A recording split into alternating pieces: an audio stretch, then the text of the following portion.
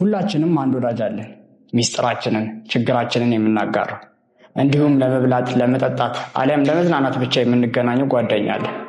የሆነ ሰዓት እጅግ በጣም አስፈላጊ በጣም የልብ ጓደኛ ያልነው አሁን ደግሞ አጠገባችን የሌለ ጓደኛ አለን። አርስቶትል በኒኮማኪያኒቲክሱ ላይ ጓደኝነትን በሶስት ይከፍለዋል። የመጀመሪያው አይነት ጓደኝነት አስደሳች ጓደኝነት የሚለው ነው። ይህም ሰዎች ለመደሰት ለመዝናናት ብቻ የሚገናኙት አይነት ጓደኝነት አስደሳች ጓደኝነት የምንለው ነው። ሌላው ደግሞ ጠቃሚ ጓደኝነት ብሎ ይከፍለዋል፣ ሁለተኛው የጓደኝነት አይነት። ይህን ደግሞ ሲል በስራ ምክንያት ወይም ደግሞ በትምህርት ምክንያት የሚገናኙ ጓደኛሞች ናቸው። ስራው ሲያልቅ ትምህርቱ ሲያልቅ ዞር ተብሎ አይተያዩ። ይህንንም ጓደኝነት ጠቃሚ ጓደኝነት ይለዋል። የሶስተኛ የጓደኝነት አይነት እጅግ በጣም አስፈላጊ ወይም ደግሞ መልካም ጓደኝነት ብሎ የከፈለው ነው። መልካም ጓደኝነት ሲል በችግራችን በሐዘናችን በሁሉም ነገር የምንገናኘው ጓደኛ፣ ያ ጓደኛ መልካም ጓደኛ እንለዋለን።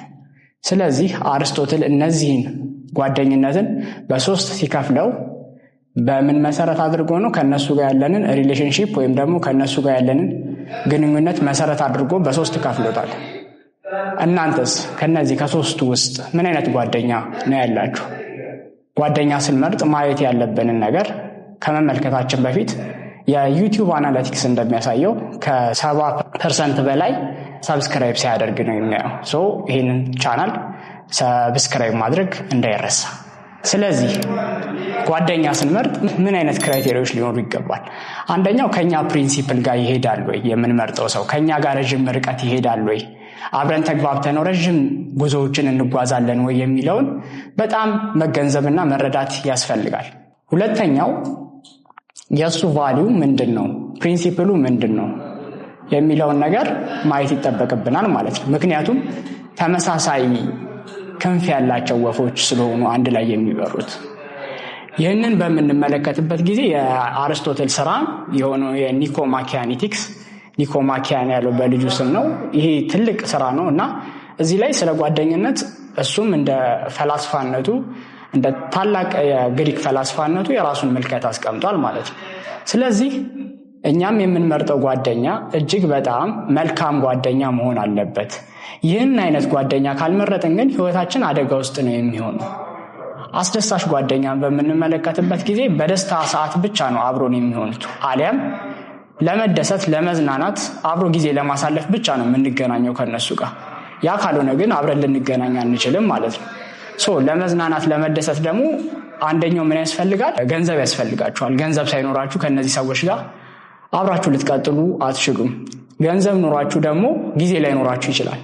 ጊዜ ኑሯችሁ ገንዘብ ኑሯችሁ ጊዜ ሳይኖራችሁ ደግሞ ከነዚህ ሰዎች ጋር አትቀጥሉም፣ ምክንያቱም ስለማትገናኙ ማለት ነው።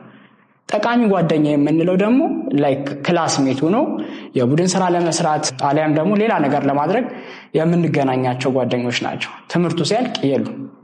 ሌላው እዛው የስራ ባልደረባ ሆነው ቅዳሜና እሑድ ኳስ ለማየት መጠጥ ለመጠጣት ሊገናኙ ይችላሉ። ከዛ ያ ስራ ሲያልቅ የማይቀጥል ጓደኝነት ነው ማለት ነው። ከነዚህ ጓደኝነቶች ውስጥ መልካም ጓደኝነትን በመምረጥ ህይወታችሁ የተሳካ እንዲሆን የጓደኛ በዙሪያችሁ ያለው ሰው አትሞስፌራችሁ ወሳኝ ስለሆነ ያ ላይ ትኩረት ማድረግ ይገባናል እላለሁ። ይህንን ስል የአርስቶትልን ስራ እንደ ማጣቀሻ ተጠቅሜያለሁ። ያንን ቼክ ብታደርጉት ሙሉ መጽሐፉን ብታነቡት ኒኮማኪያኒቲክስ ምን ይላል፣ መልካምነትን እንዴት ይገልጸዋል፣ ቨርቹ ሰናይ ወይም ደግሞ እኩይ የምንላቸውን ነገሮች እንዴት ይገልጻቸዋል የሚለውንም ማየት ይጠበቅባቸዋል። እውቀታችሁን ይሄ ናውሌጅ ሆራይዘናችሁን ያሰፋላችኋል ማለት ነው። ምስጋናው አስራት ነበርኩኝ። አመሰግናለሁ።